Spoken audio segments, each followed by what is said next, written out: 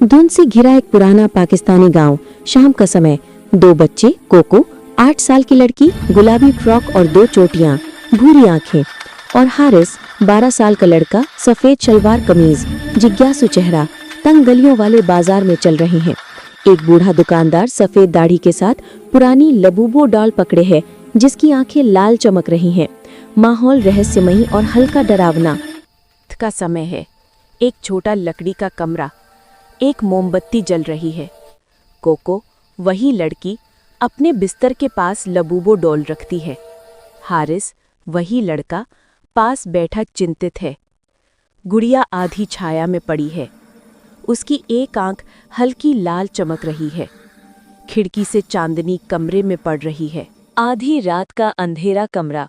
Cocoa डर से जागती है और चारों तरफ देखती है। हारिस गहरी नींद में है। बिस्तर से गुड़िया गायब है। कमरे में धीमी सरगोशियों की आवाजें गूंज रही हैं। पर्दे हल्के हिल रहे हैं। कोको और हारिस वही रूप दरवाजे के पास खड़े हैं, डर से कांपते हुए। अचानक उनके पीछे लबूबो डॉल खड़ी दिखती है, अब इंसान के बराबर ऊंचाई की, लाल आंखों के साथ और टूटी मुस्कान के साथ। गुड़िया बोलती है, अब तुम मेरे दोस्त हो हमेशा के लिए। कमरे में धुआं और लाल रोशनी का मिश्रण है। हारिस 12 साल का बहादुर लड़का डरते हुए भी जोर से कुरान की आयतें पढ़ रहा है।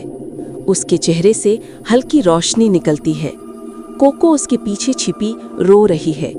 लबूबो डॉल दर्द से चीखती है और उसका शरीर धुएं में बदल जाता है। हवा में अरबी लिपि जैसी चमकती रोशनी दिखती है।